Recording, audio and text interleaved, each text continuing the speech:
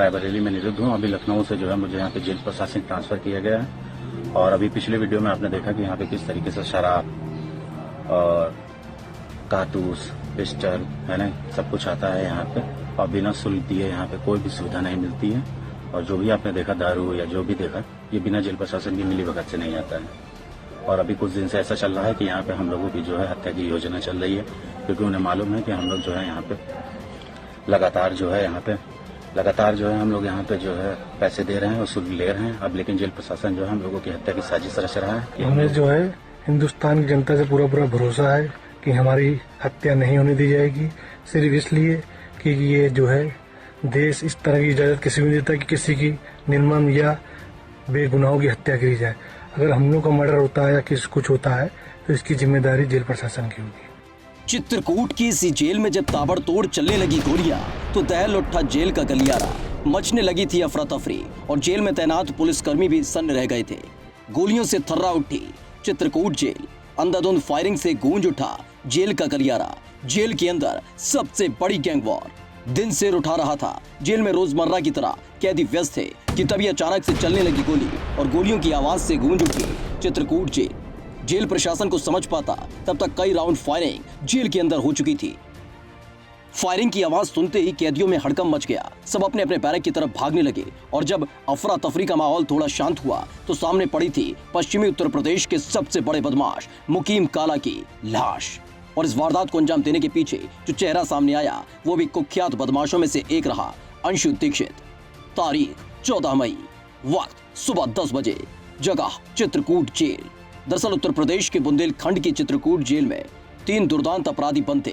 एक मुकीम काला जो पश्चिमी उत्तर प्रदेश का कुख्यात बदमाश रहा और उस पर कई बड़ी वारदातों को अंजाम देने का आरोप है, तो वही मेराज अली उर्फ मेराजुद्दीन भी इसी जेल में बंद था, जो पूर्वांचल के सबसे बड़े माफिया मुख्तार अंसारी का करीबी बताया जाता था और मुख्तार की शह पर कई वारदातों को अंजाम देता रहा। तो वही तीसरा सबसे बड़ा अपराधी था अंशु दीक्षित। बताया जा रहा है कि जेल में किसी बात को लेकर अंशु दीक्षित और मुकीम काला के बीच ठन गई थी, जिसके बाद अंशु दीक्षित ने गुस्से में आकर जेल के अंदर ताबड़तोड़ फायरिंग करनी शुरू कर दी। इस दौरान जेल के अंदर हड़कंप मच गया था, क्योंकि सबसे हाई सिक्योरिटी बैरक में रहने वाले मुकीम काला पर अचानक से हमला किया गया था।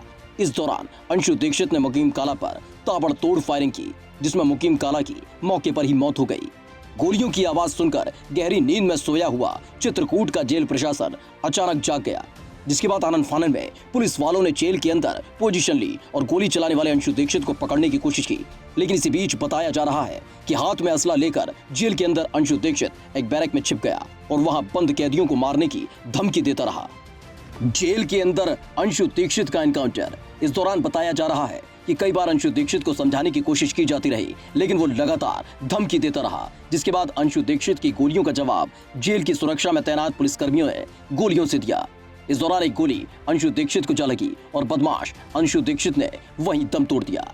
गैंग वॉर में मुख्तार के करीबी की हत्या।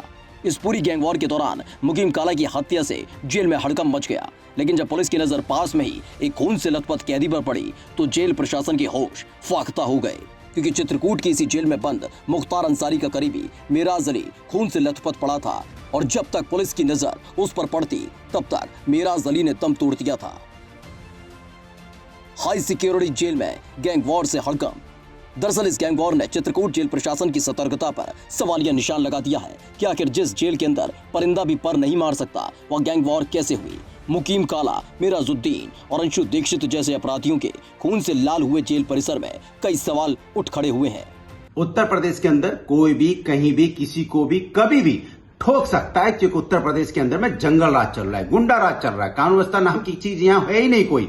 जेलों में जो बड़े बड़े माफिया बंद हैं उनके पास जेल के अंदर असले पहुंच जाते हैं, वहां गैंगवार शुरू हो जाता है जेल के अंदर में। जेल के अंदर में गैंगवार, जेल के बाहर गैंगवार, तो फिर कानून व्यवस्था कहां उत्तर प्रदेश के अंदर में? फिर तो उत्तर प्रदेश में जंगल राज चल रहा है, कानून व्यवस्था नाम की कोई चीज तो यहाँ है ही नहीं।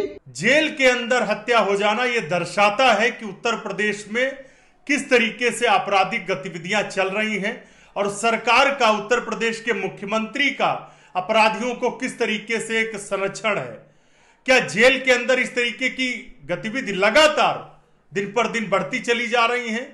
बीजेपी सरकार किसी भी मोर्चे पर सफल नहीं है, असफल साबित हुई है। जेल के अंदर इस तरीके के अपराध, दिन पर दिन आपराधिक घटनाएं बढ़ रही हैं अरे मुख्यमंत्री जी, कुछ तो उत्तर प्रदेश में ठीक कर दिया होता। आपने उत्तर प्रदेश को जंगल प्रदेश और नरक प्रदेश बनाकर छोड़ दिया है। क्यों कुर्सी से चिपके हुए हैं? इस्तीफा दीजिए और मठ को वापस जाइए, क्योंकि उत्तर प्रदेश को चला पाना आपके और भाजपा के बस की बात नहीं है। हाई सिक्योरिटी के बीच कैसे हुई गैंग वॉर? बदमाश अंशु दीक्षित तक कैसे पहुंचा असला? कैसे अंशु दीक्षित ने किया हथियारों का इंतजाम? गैंग वॉर के दौरान क्या करती रही पुलिस? इस पूरी वारदात के बाद जरूर चित्रकूट जेल प्रशासन और जिला प्रशासन खुद को अलर्ट दिखा रहा हो, लेकिन हकीकत यह है कि जेल के अंदर इतनी बड़ी वारदात को अंजाम कैसे दे दिया गया? कोरोना काल में जब कैदियों से मिलाई तक बंद है, तो हथियारों की खेप जेल के अंदर कैसे पहुंची? साथ ही दुर्दांत अपराधियों की मौजूदगी के दौरान पुलिस की क्या कुछ सुरक्षा प्रणाली थी? फिलहाल इस पूरी वारदात ने एक बार फिर से जेल प्रशासन को सवालों के घेरे में ला दिया है और हथियारों के दम पर किस तरह से जेल के अंदर वारदात को अंजाम दिया गया है, और उसके बाद हर बार की तरह जेल प्रशासन और चित्रकूट प्रशासन जांच की बात कहता नजर आ रहा है। आज सुबह लगभग 9:30-10 बजे के करीब जेल सुप्रिटेंडेंट द्वारा सूचना दी गई कि एक बंदी द्वारा अपने 6 बंदियों पर फायरिंग की जा रही है। इस सूचना पर तत्काल मैं और डीएम साहब और साथ में पूरी जनपद के पुलिस बल जो है वो यहाँ घटनास्थल पर आए। जब घटनास्थल पर पहुँचे तो उक्त बंदी द्वारा हाथ में पिस्टल लेकर फायरिंग की जा रही थी और मौका वारदात पर 2 बंदियों को उसके द्वारा गोली मार दी गई थी। इस पर हमारे द्वारा पुलिस द्वारा चारों तरफ से घेराबंदी की गई और उक्त अभियुक्त, जिसका नाम बाद में अंशु दीक्षित पता चला, उसको आत्मसमर्पण हेतु बताया गया।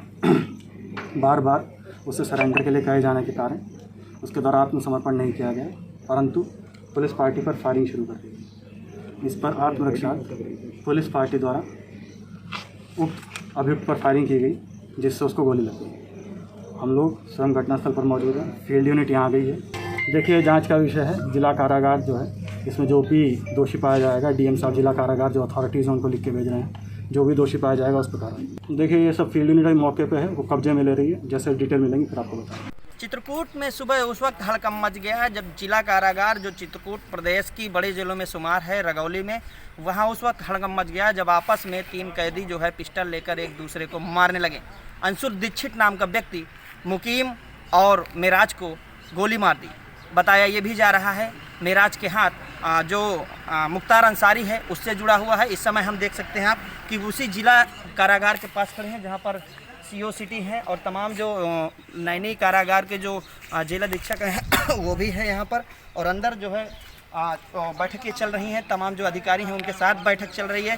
फिलहाल सवालिया निशान यह उठता है कि जब जिला कारागार में इतनी व्यवस्था होने के बाद परिजन जब मिलने आते हैं तो उनका नमक से लेकर आलू तक टेस्ट किया जाता है। सवाल ये उठता है कि जब एक कैदी को अंदर लिया जाता है तो उसके पास ऐसे पिस्टल कहाँ से आई? सवाल ये उठता है कि जब महीने में बड़े अफसर आला अधिकारी यहाँ चेकिंग करने आते हैं, उस दौरान जो है क्या चेक करते हैं, जेलों में क्या मिलता है, खाने से लेकर पीने तक की, दवा तक की क्या सामान मुहैया कराया जाता है, इस पर भी सवाल का निशान खड़ा होता है। लेकिन फिलहाल अभी तक की जो स्थिति है वह जिला कारागार में सुबह 10 बजे से अभी तक जो है बॉडी को परिजनों को अभी सौंपा गया। अभी देख सकते हैं मेरे पीछे ये जो यहाँ पर कमिश्नर हैं वो सीधे आ रहे हैं यहाँ पर, जो मंडल के जो अधिकारी हैं वो सारे यहाँ पर आ चुके हैं।